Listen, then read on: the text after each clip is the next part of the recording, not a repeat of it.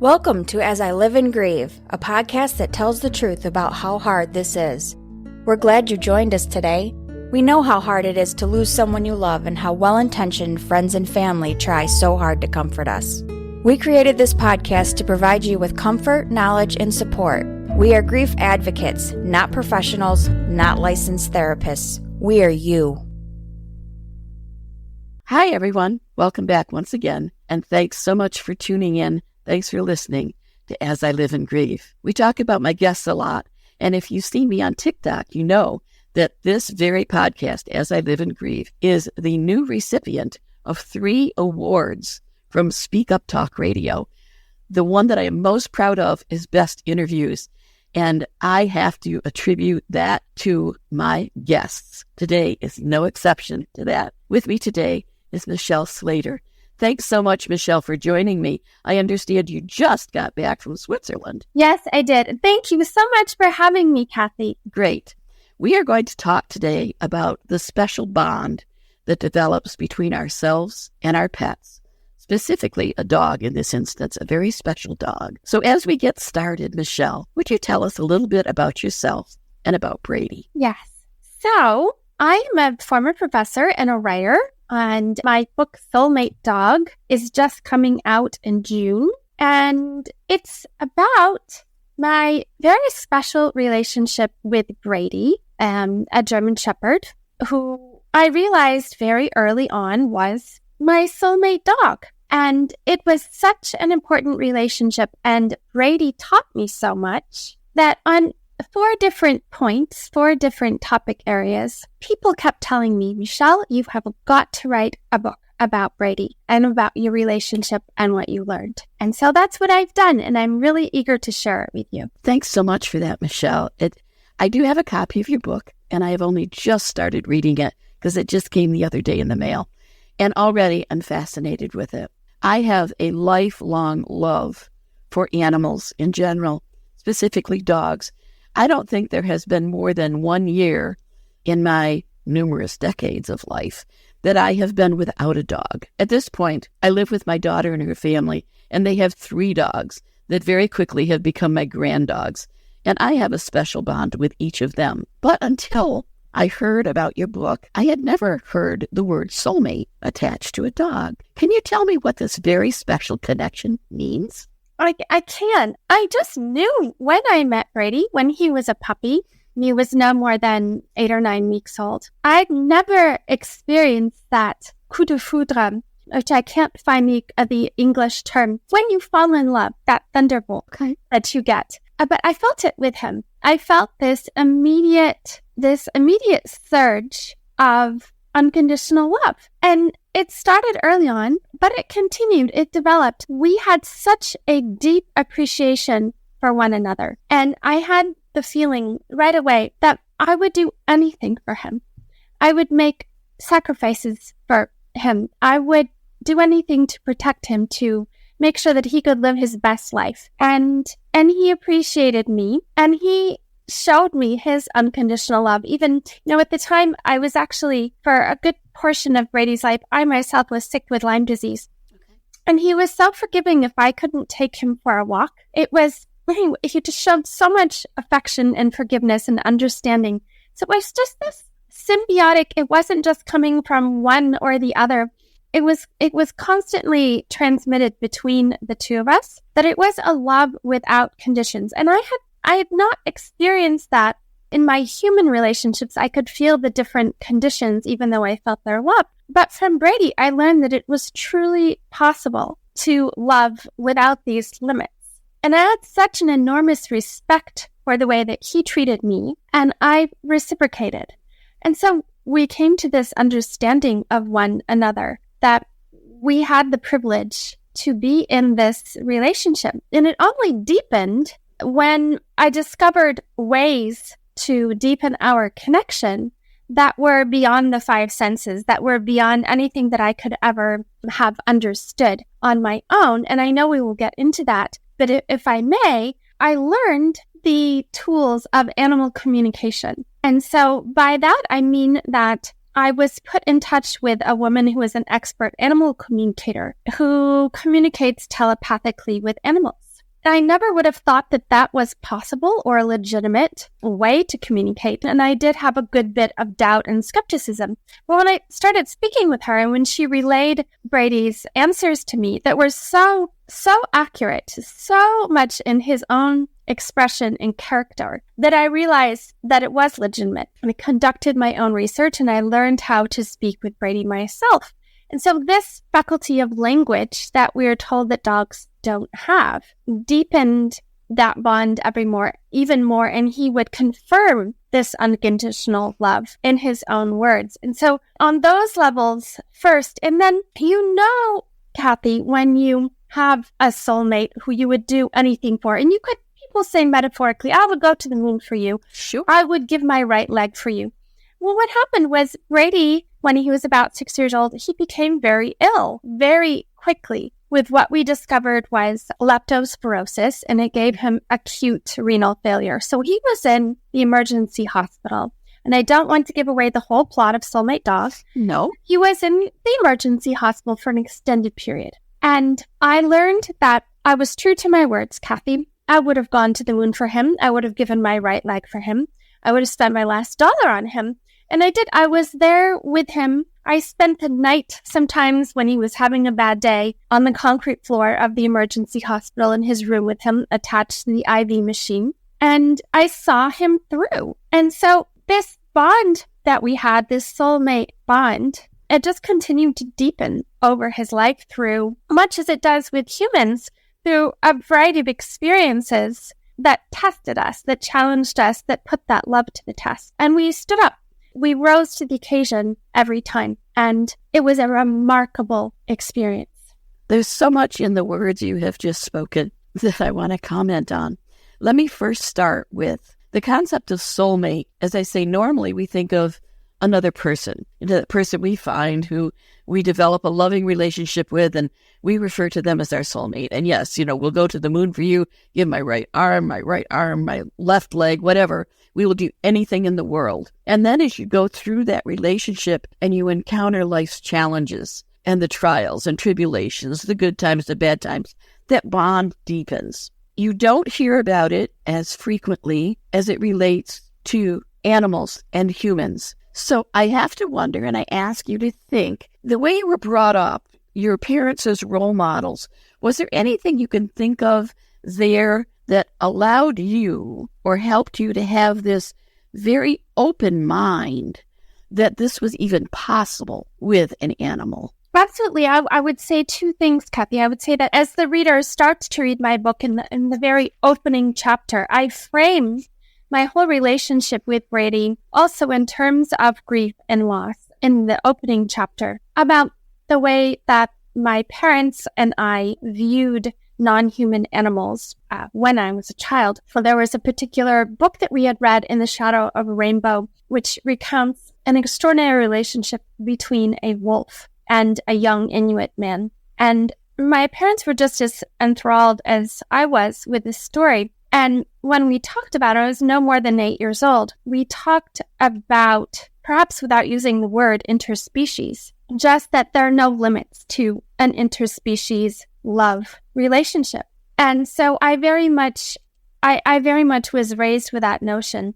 And we did then have a German Shepherd who was part of our family, and we considered her to be, I felt that I was no more important than she was, that she was just as important in my family as I was. And so I always had an incredible appreciation, and I always valued the non-human animal, and never looking at an animal as inferior to a human. And I talk about that a lot in the book in my philosophy chapter, because I'm also trained in philosophy. So I had a contribution to make about that as well. But my childhood absolutely framed the way that I felt, and that did create an openness about, even philosophically as well. I think that, the way that Aristotle would look at the concept of philia and love and soulmates was certainly not intended to be interspecies. Right. I'm opening it up to that. And in Soulmate Dog, I say that that's how I consider it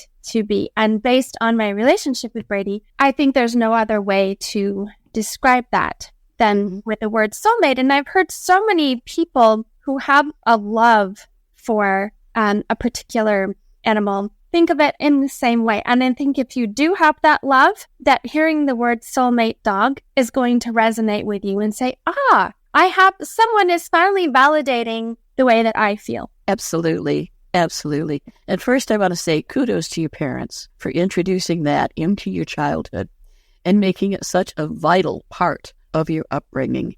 I honestly feel that not just with this topic, but with so many topics, if parents were more thoughtful about some of the things that they introduce to their children, that some of the issues we have in today's world would not exist at all, or would exist in a much smaller percentage. I speak primarily of dogs as well, because that is the most frequent animal that's ever been in my life. However, I have to say, shortly after my husband died, we had had 2 dogs together, and one at a time, almost a year to the day, the older dog, Colton, died. And then a year after that, again, almost to the day that my husband died, Sarge died. And I was left with no pets.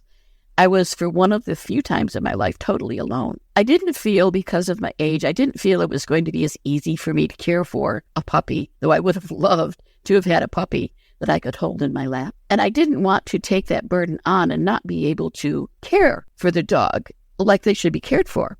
I had very high standards on that. They were part of my family. They were a child of mine. They were welcome in my lap. They were welcome in my bed. Sometimes they shared the same food that I did from the same plate. Okay, I confess, maybe not the best animal behaviorist, but I loved my animals. So for some reason, I've been fascinated with birds, maybe because my mother used to love canaries. She loved the song. She loved their music. But I didn't want a canary. I wanted a bird I could interact with. And I got a small parrot, a conure. I have to say, very quickly, that little bird, who was named Phoebe, I think was almost my soulmate. And had we had more time together before I went to live with my daughter and had to rehome Phoebe, because they have 3 dogs, had Phoebe and I had more time together, I think we would have developed a very special bond. Because every morning I opened the door of her cage, she would fly over and spend her day either on my shoulder, on my lap, on the arm of the chair. She would fly back to her cage when she needed to use the bathroom, and then come back and join me for the rest of the day. So I know and understand how that bond can develop. Yet still, the bond that you had with Brady is incredible. And I can't wait to read the rest of the story. Because not only did you have that soulmate bond where you were willing to do anything for Brady to help heal him, to help him get better, to make him comfortable, even if that was the only option. You did it without any hesitation. You never thought for an instant, oh gosh, that's a lot of money, Doc. What can we do? Not for 1 second. You did whatever and that is admirable. And as I say, I can't wait to read more in the book. Now, to go on a little further, you also mentioned the telepathic communication. And I also have read, as I flip through some of the pages of your book, because I can't wait, I see language of dog. Tell me more about that. Tell me more about this special language. Absolutely. I'd be delighted to. So this original subtitle of the book was Soulmate Dog, Becoming Fluent in the Language of Dog. Now, of course, the publisher thought that Soulmate Dog stood on its own, and I do see that. But it was important enough that I included that in the original subtitle, because learning the language of dog is another way to frame this subject of telepathic animal communication. Because what happened, as I learned from expert animal communicator Debbie McGillivray, is that if you are able to calm yourself, much like you would do, Kathy, in a state of meditation, right, and free your mind from distractions and really tune in, then you can sort of like send a mental picture or an image to the animal that you're requesting to communicate with. And I learned from her the sequence of how to do this. And then when I was able to tune in to Brady, and I couldn't do it as expertly as she could,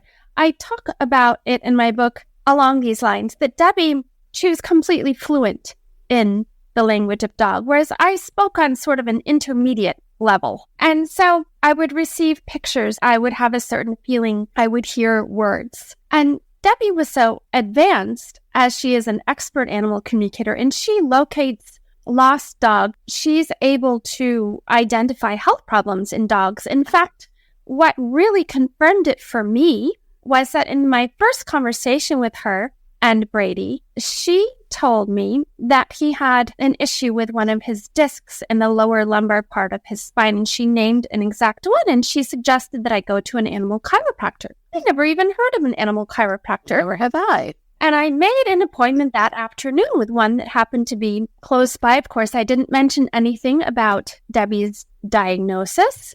At the time, I would have been embarrassed to do so. I get that. And I almost fell off from my chair when she said to me, "Oh, this disc in the lower lumbar is out." It was exactly the one that Debbie had mentioned. Wow. And I decided right then and there that I was going to set my skepticism aside and humbly learn this language of dog. And I set myself to do that. And all the while that Brady was in the animal hospital, I regularly spoke with Debbie. I had frequent sessions to see how his treatment was going, to see how he was feeling, to make sure that I wasn't compromising the quality of his life, to make sure that he wanted to keep going. And he was extremely clear that he wanted to keep going, that I was his lifeline, and that together we were going to find the light and find our way out of the hospital. And it was extraordinary because I happened to be hosting Debbie for a workshop on animal communication, and Brady was supposed to have been the model for our workshop that was taking place at my house. But Brady was in the hospital when the workshop was taking place. And so we didn't tell anyone that he was in the hospital, but she had the people in the workshop try to speak with Brady, just saying that he wasn't there at the home at that time. And after taking the workshop with her, they were all saying, "Well, he's in some dark room. He has a device attached to him. We're not sure he's going to make it out of there. What's going on?" And they even asked if he was at the hospital. And so then Debbie explained that they were all correct. That Brady was actually at the animal hospital at the time. And when they tuned in and they asked the questions that she had given them to ask, and then Debbie said, "Well, how would you define the relationship between Michelle and Brady?" And 3 out of them, however many there were, said soulmates. Mm-hmm. Just like that. Amazing. And so I devoted a lot of time to learning the techniques, learning the process, learning how to do that. And then I granted enormous respect to Debbie and to this process. And what I learned as well, which is a very interesting part of this animal communication, that made me respect Brady and animals and the way that they communicate even more, is that there was one time that Brady said, "You can't communicate a lie telepathically, because when a vet tells a lie," this is what he said, "their energy changes. It sort of drops and becomes negative. And you can't telepathically send a lie because the energy is too heavy to send it and to transmit it. So this telepathic animal communication is very pure and it's very honest, because in order to do so, it's incapable to lie." So there's this level of integrity to this interspecies love story that I give Brady so much credit for his own value system. So that's just a glimpse into that aspect of it. It's such an incredible glimpse.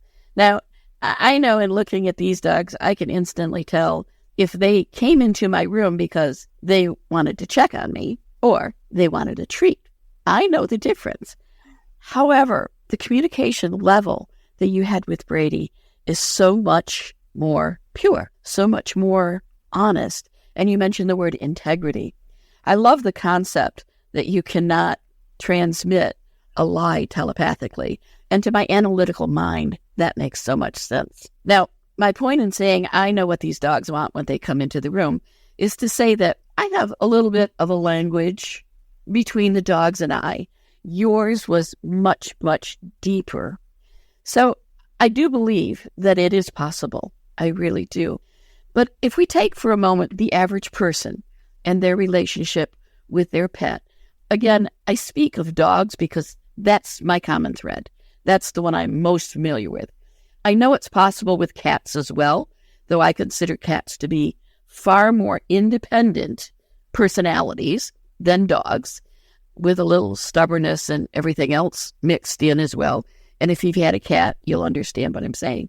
But for the average person with the average pet at the average level, can you speak for a moment how pets can be our support person, if you will, air quotes, our support person at a time that we are grieving? Why and how can that bond between our pet and ourselves be so important and so helpful as we heal? I would say, Kathy, that the notion of the emotional support dog, the therapy dog that has become so important in our culture today. Yes. The animal that can confront, that can comfort someone who is grieving or has experienced PTSD, a variety of different things, is because the non-human animal has such a capacity to be unconditional in a way that the human doesn't seem to have, that we have a hard time stepping outside of our conditions because of our own complex psychology. And I think that there is this capacity in the non-human animal, in the dog, in the cat, whatever the animal may be, to experience deep compassion, unconditional love, as I said, an ability to, in abstract terms, to hold space. And so there is something in the being there, in the existing, in the being together, in the communing between the animal and the human that is so profound. And it's in that being together, even in that simplicity of being together, that the animal understands and can feel. And I think the animal can also feel our pain, and in a more profound way than, say, another human can feel the pain, that they're experiencing it beyond the six senses. They're also hearing our thoughts through this animal communication and sensing the hormones our body is giving off as we're feeling. And so I think that for these complex reasons, an animal and a human grieving, whether the animal is grieving or the human is grieving, are a perfect combination, a symbiotic combination for healing. I agree with that completely. And I often think of the times I've had a dog in my lap, several dogs, especially that I think of. Some were really too large for my lap, but it was their perception at the time that counted. And one of the dogs we have is a rescue pitty, and we call her our invasive snuggler because she loves to cuddle, but she's often right in your face, nose to nose. Dogs have a sense. They're not wearing a watch. It doesn't matter to them what else they might have thought they were going to do at that time. They have this sense that you need them, that you need their warmth, you need the touch of their body against yours, against your hand. Sometimes they will even flip your hand with their nose to get you to place your hand on them because they know that connection will help. It is uncanny, really, that these animals are capable of doing that. And it never ceases to amaze me, the amount of love and support I have felt from an animal. That if I sometimes consider that person in my life, whether it's a family member or just a friend that I love, whoever it is, they often are there to support me too. But it's not the same. There is something so different.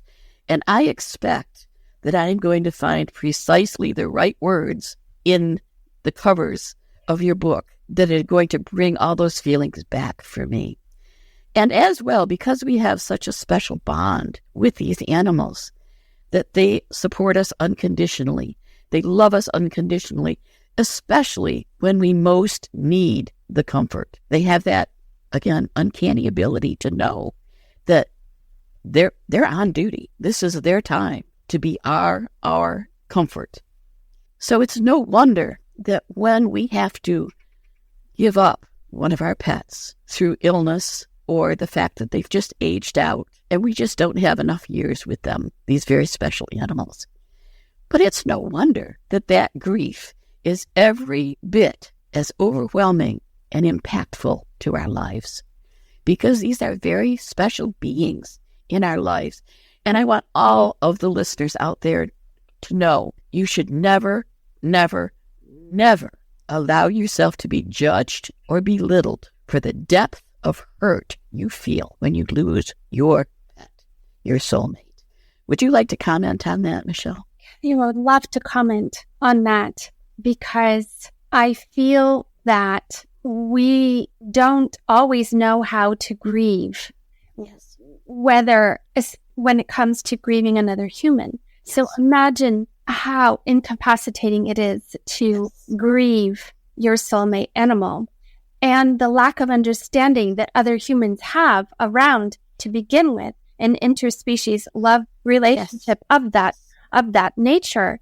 So that I would just like to say to your listeners to know that their grief is validated, that it is reasonable, that it makes sense, that it is worthy, that if you love an animal to that depth and your animal loved you back, then of course the grief is going to be even more deep, even more profound, even more overwhelming. Yep. And so taking the time to feel all of your emotions, to feel the sadness, to walk through the different stages of grief, which in Soulmate Dog, in my book, I devote an entire coda to the grieving process, because I've read so many books about dogs where this beloved dog dies and the book ends, and then you're left to grieve this animal that you've become invested in on your own, but no one is holding your hand as you do so. So the book is over, the dog has died, and that's it. And Soulmate Dog, of course, I didn't want Brady to die. I wanted him to be eternal, right? And never die until maybe I did. But of course, that's not realistic. And so I devote an entire section to this messy, messy process. And it's very raw writing. I was afraid that the publisher and the editor wouldn't accept it, because I wanted to walk the reader, Kathy, through this raw, messy process of grieving, which is not linear, which is not pretty. Correct. But for me, I grieve through feeling all of my emotions, allowing them to come out and have their place. I walk a lot. I walk and I think and I let them come out. I journal. And so I shared journal entries. I shared my walks. Yes. I shared things that came up.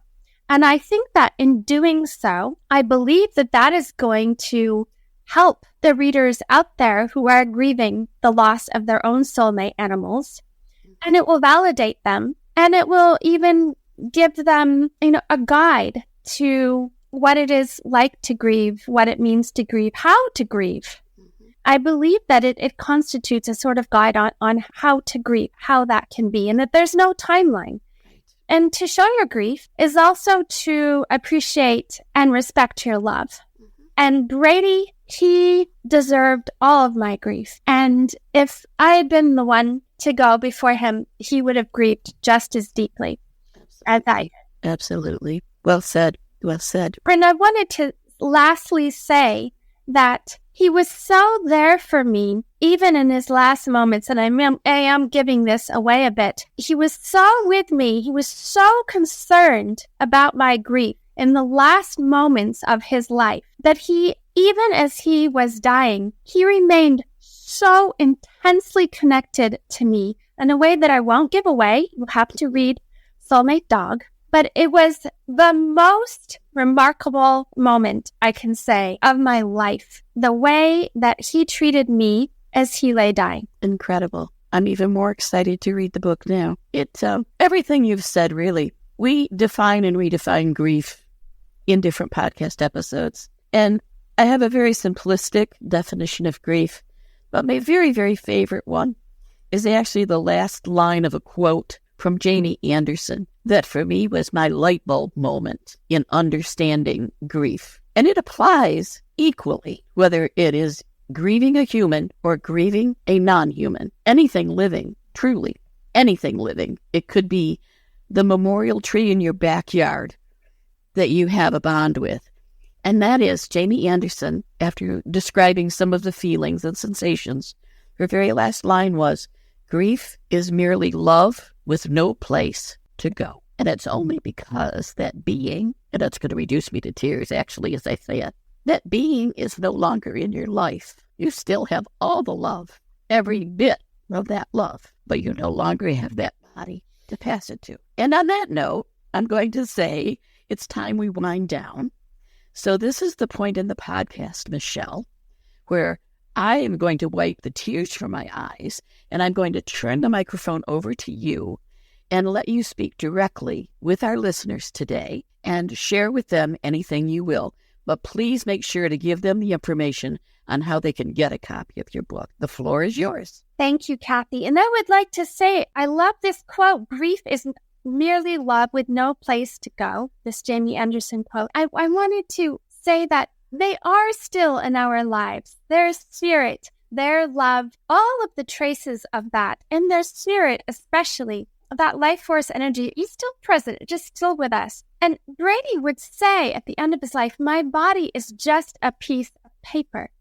And we put so much emphasis on the body, and it's important. When he snuggled with me, when he was close and snuggled up, we cherish that. But I would say that the spirit of our loved ones is so much more expansive than that, and we do still have them.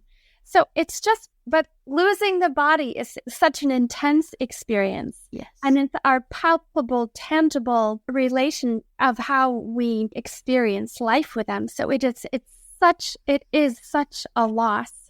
And I wanted to say thank you so much for having me. And I'm so eager. This book will always be the most important book I've ever written to me, Soulmate Dog. And it's coming out on June 10th on Audible, narrated by the brilliant Allison Larkin, and also in paperback and hardback. It can be ordered in bookstores. It's available for pre-order on Amazon. You can find more about me on my website, michelleslater.com. That is MICHELLESLATER.com. I do have an Insta page, Michelle B. Slater, and also a TikTok, Michelle B. Slater. And I am now giving interviews, and you can find those on my Instagram page. And I'm so delighted to be able to bring this book, Soulmate Dog, into existence so that my readers can have a place to go for their own grief, to explain their own love, and to even understand the importance of holistic vet care and animal communication. Absolutely. Thank you, Michelle, for taking the time out of what I know is an extremely busy schedule with international travel and everything, preparing for your book launch. Now, these episodes for As I Live and Grieve are recorded. This particular episode is actually going to launch on June 11th. In other words, everyone, the book was just released yesterday, so grab your copy, is what I want to say. I have an advanced copy, and just the little bits. I have flipped pages. I have seen pictures. The pictures are endearing. I'm not going to say it's an easy read because narratively it's easy. It's like conversation. You will hear, now that you've heard Michelle's voice, you can attach your voice to these words, and it will be just like she is telling you the story of her and Brady. It's going to be very exciting. But I also want you to know that in it all, do not let yourself feel at all diminished or judged for having loved an animal. At whatever level of love you had, at whatever level they have provided you with support and comfort, do not feel at all ashamed or abnormal for grieving this animal. It is perfectly normal. It is acceptable. We grieve anything we love when we lose that. So continue to think about self-care, which is one of the primary considerations when you're grieving. Take care of yourselves, and also know that as you heal, healing is not just a sedentary practice. You've got to do something about it to help yourself heal. So you have to make some decisions. You have to take some steps. And part of that can be reading a great book. So consider Soulmate Dog. I can't wait to get further into it. On that note, I love you all. Thanks so much for listening. And I'll catch you again next time as we all continue to live in grief. Thanks again, Michelle. Have a great day. Thank you so much for listening with us today. Do you have a topic that you'd like us to cover, or do you have a question from one of our episodes? Please email us at info@asiliveinGrieve.com and let us know. We hope you will find a moment to leave a review, send an email, and share with others. Join us next time as we continue to live and grieve together.